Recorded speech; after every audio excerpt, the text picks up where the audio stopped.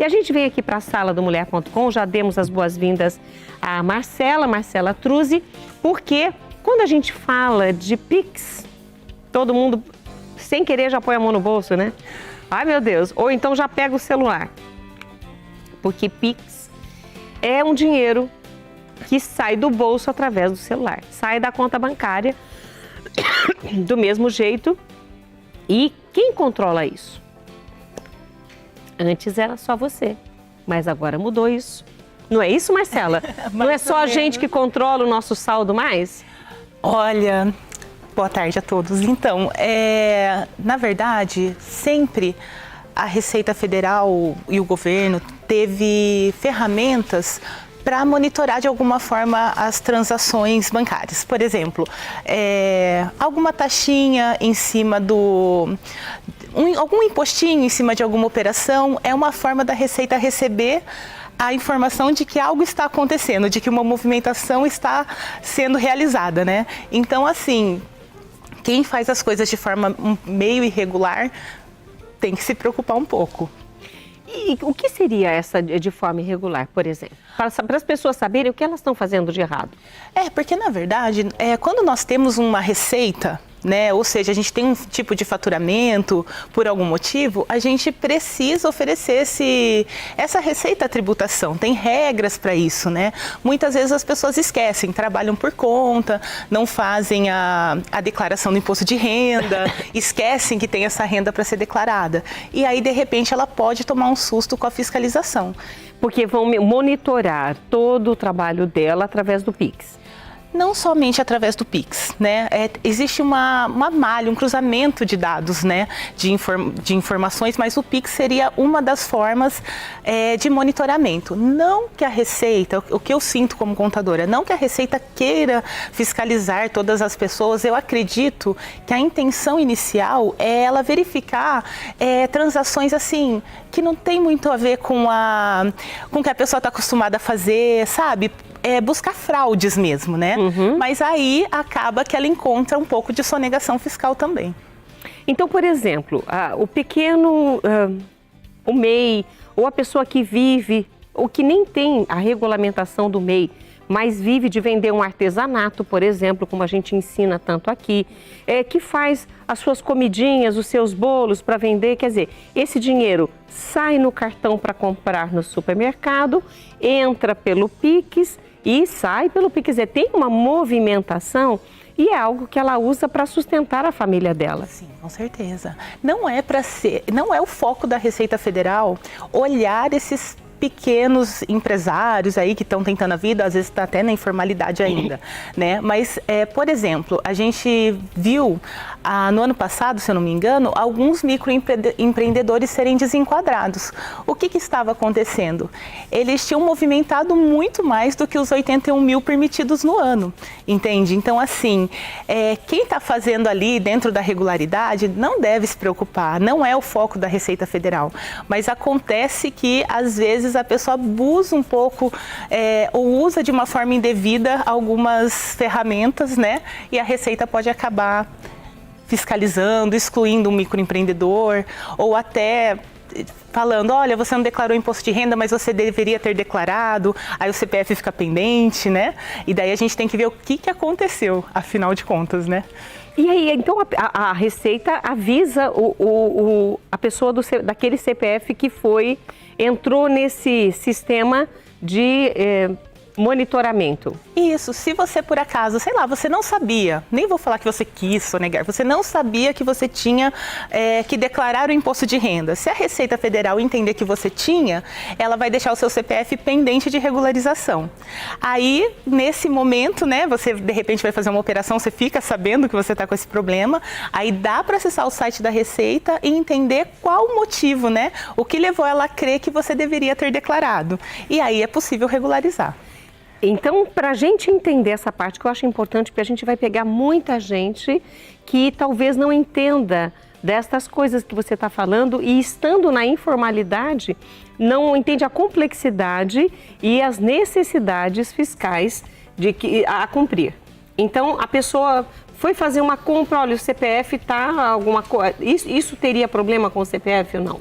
O que poderia bloquear o uso desse CPF? Um CPF pendente de regularização bloqueia até sua movimentação bancária. Então é grave, mas é algo que você resolve rapidamente. Uma vez que você vai lá, entrega a sua declaração, às vezes no mesmo dia ou no dia seguinte seu CPF já está ok novamente, né? Mas bloqueia a movimentação bancária, às vezes um financiamento, um crédito que você ia fazer na loja. Olha, não vai dar por quê? Está pendente. Se for essa palavra, você já sabe que de repente você não entregou a declaração de imposto de renda que você deveria ter entregue. Nós tivemos, já no início de janeiro, algumas informações vindas do governo nessa mudança do PIX. Depois o governo voltou atrás e parece que agora voltou atrás de novo, mantendo algumas das restrições e dos monitoramentos do primeiro susto. O que ficou em relação ao PIX que a gente deve, então, tomar cuidado? Nós estamos falando aqui de quem trabalha na informalidade, ou é um MEI, é um pequeno empresário, mas pessoa jurídica ou pessoa física também estão nesse monitoramento? Então, o que acontece? Já existia uma forma de entrega, né, das movimentações financeiras para a Receita Federal e para o Banco Central. Os bancos já faziam isso. Não são informações específicas, que as pessoas têm muito medo de, esse controle, meus dados, né, será que estão protegidos? Não são dados sigilosos, minha movimentação bancária, né? Então, tem várias discussões que deixaram as pessoas preocupadas e que fez o governo voltar atrás, recuar, né? Porque foi alvo de muitas críticas essa atualização, mas o que ele estava fazendo era atualizar uma lei antiga de mais de 10 anos atrás, onde o PIX não estava lá bem regulamentado, nem existia, e incluir esse PIX nesse monitoramento, mas, né, com a intenção, que a gente saiba, né, de verificar irregularidades, porque com o PIX a gente faz umas transações muito rápidas, é muito ágil, é muito prático, acaba que pessoas criminosas acabam se utilizando disso para aplicar golpes nas pessoas, né? Então o governo pensou, vem a movimentação financeira da pessoa, de repente vem uma transação aqui que não é do costume dela, então ela vai ligar o alerta para verificar se não está acontecendo até um crime de lavagem de dinheiro ou alguma coisa desse tipo, né? E sem dúvida, gente, o poder de fiscalização da Receita Federal cresce ano a ano, independente dessa lei, né? E ela consegue pegar mais casos de sonegação fiscal. E aí eu nem vou falar assim, como eu disse, eu quis sonegar. Às vezes a pessoa não sabe que ela tinha que fazer uma declaração de imposto de renda e que aquela renda tinha que ser tributada, né? Mas de repente a Receita Federal vai perceber isso e pode te chamar para, de repente, pagar algum imposto ou prestar algum esclarecimento. Pensando nisso, nesse monitoramento que agora também sobre o PIX, porque é uma transação financeira mais recente, que como você colocou para nós, Marcela, está fora da lei de 10 anos atrás. Então, esse monitoramento vai acontecer, tem um valor para isso? Ou as movimentações abaixo de X ou acima de X vão ter um olhar diferenciado para menos ou para mais? O governo, na verdade, ele estava querendo ampliar, antigamente, as movimentações financeiras para a pessoa física no mês acima de R$2.000 e para pessoas jurídicas acima de R$6.000 que eram enviadas, né? Esse negócio do PIX, que veio em janeiro, eles iam ampliar um pouco. Para pessoas físicas, eles só iam fazer informação quando atingisse R$5.000. E pessoa jurídica, agora me fugiu o número, mas era, acho que R$10.000 ou algo assim. Acho que era 15. R$15.000, verdade, tem razão. Então, assim, com certeza ficou ampliado esse limite, mesmo porque a nossa tabela do imposto de renda teve um pequeno ajuste ali, né? E é o que faz a Receita começar a ligar o alerta para algumas questões de renda que, de repente, talvez as pessoas não declarem, ou de crimes que podem ocorrer na internet, com PIX e com todas essas movimentações das empresas e das pessoas. Neste primeiro bloco, nós demos esse alerta para você, Mas nós vamos, se você ficou com dúvidas, se você quer fazer uma pergunta específica, se você quer esclarecimentos, eu vou aproveitar a presença da Marcela no próximo bloco para nos orientar e vamos recapitular algumas coisas aqui, porque é muito importante que a gente fique atenta em relação ao uso do Pix, como nós usamos. E o Pix, gente, é só uma das formas que a Receita usa para monitorar o seu dinheiro.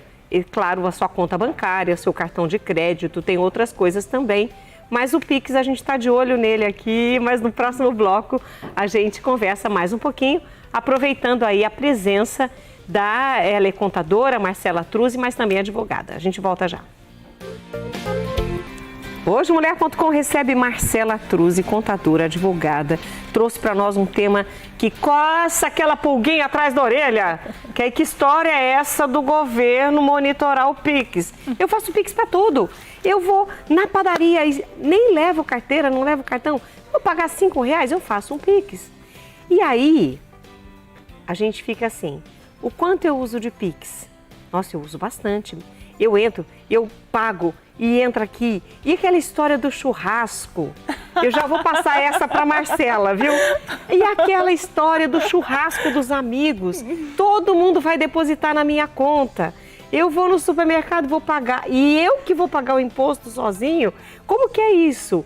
Então, essa história do Pix, o pessoal fica preocupado, Marcela. Como que vai ser isso? Ninguém mais vai poder churrasco. Cada um traz o seu kit e pronto. Olha, o pessoal também dá uma exagerada, né?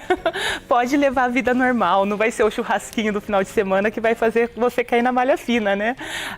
O problema é mesmo as rendas não declaradas, né? Então, você tem uma renda e você vê que está aumentando, ultrapassou ali 2 salários, um pouco mais, e isso é constante, né? É legal procurar um contador, alguém para você ver se você tem obrigatoriedade de fazer algo a respeito, declarar essa informação, pagar um pouquinho de imposto, para não chamar a atenção de ninguém da Receita Federal. E se o churrasquinho, então, se eu receber de todo mundo, veio esse dinheirão, ó, 50 pessoas, é um dinheirinho bom. O governo vai olhar, vai falar, opa, olha essa conta que engordou num dia, esvaziou no outro, mas o que ele está fazendo?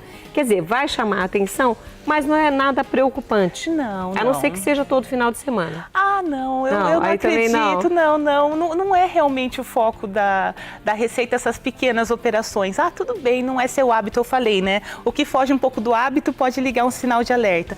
Mas o que a Receita vai fazer? O que as instituições vão fazer? Elas vão pegar um apanhado de operações no semestre e vai enviar para a Receita Federal.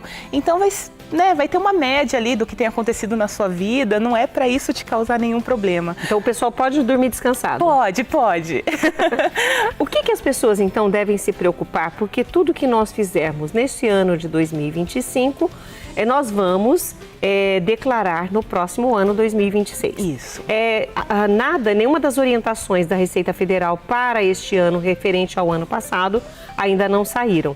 Veio esse monitoramento do Pix, que nós estamos falando hoje, e isso ao longo do ano a gente vai entendendo, principalmente agora, até março, abril, que sai as informações do imposto de renda. Lá para o mês de março, quer dizer, março é para sair as informações do imposto de renda referente ao ano de 2024, o que a gente não sabemos as novidades que vai vir no programa, né? Mas a gente sabe que até 2 salários mínimos quem recebe esse valor não paga imposto, né? E para o ano que vem, talvez a gente tenha alguma alteração aí, o governo tem prometido, né? Aumentar aí a isenção do imposto de renda. Vamos aguardar, tomara que saia, né? Tomara que aumente. Eu estou pensando aqui nas pessoas que, você falou até 2 salários mínimos não pagam imposto. Hoje, os jovens estão buscando cursos técnicos superiores para tentar melhorar a sua condição profissional e, é claro, melhorar o seu salário também. O jovem que está hoje ganhando mais que 2 salários mínimos, e também tem que começar a observar isso. Porque o chefe de família, muitas vezes, claro, acaba ganhando um pouquinho mais para sustentar a sua família.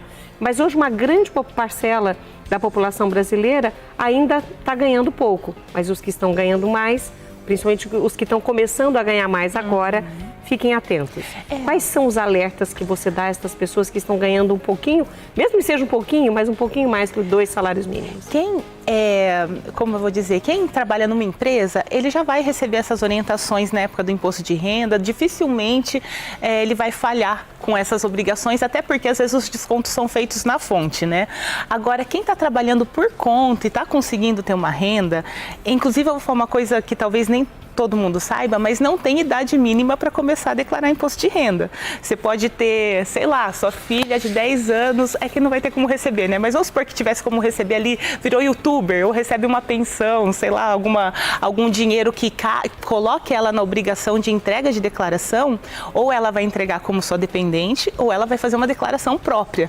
Então, assim, todo mundo tem que declarar, não importa a idade. Não importa a idade? Não importa a idade. Você falou de pensão, quer dizer, uma criança que recebe uma pensão mais de 2 salários mínimos? Ah, não. Aí tem um limite muito maior, porque a isenção sobre pensão não se paga imposto. Mas às vezes a gente não paga imposto, mas tem que informar que recebe para a Receita Federal.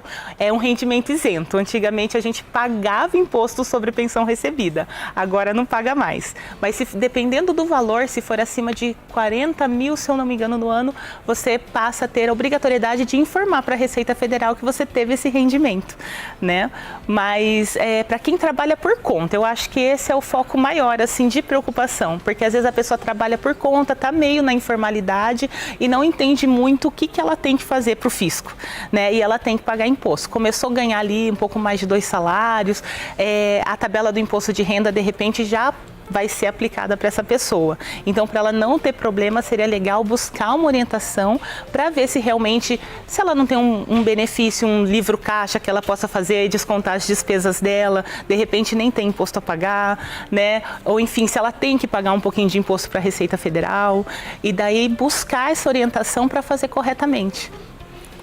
Quem está na informalidade, você aconselha, já que o MEI seria o menor da regularidade profissional, é o que pagaria menos imposto, mas fica tudo certinho, tem as entregas das notas e etc.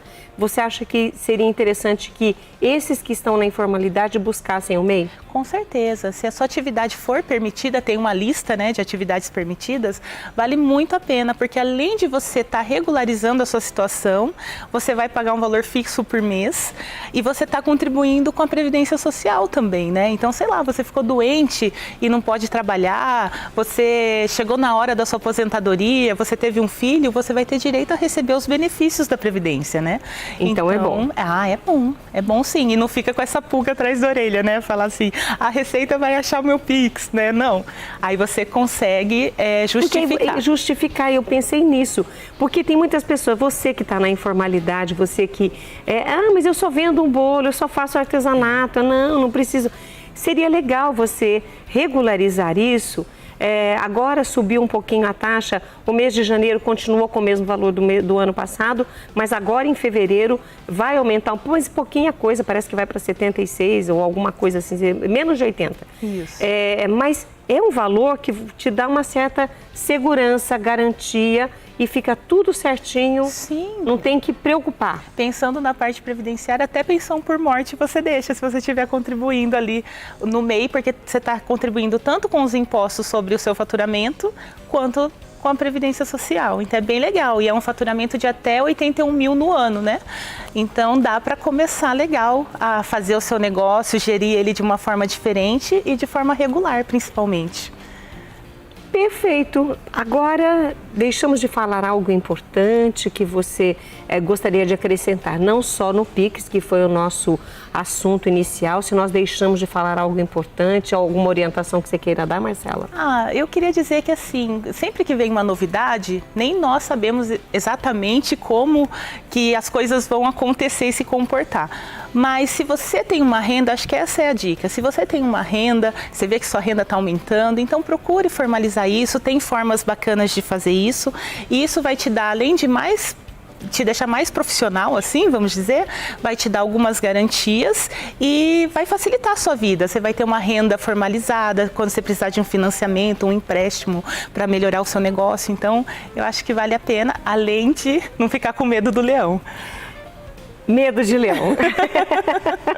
E aí eu só preciso fazer uma pergunta importante. Nós temos muitas pessoas que nos assistem, que já estão aposentadas.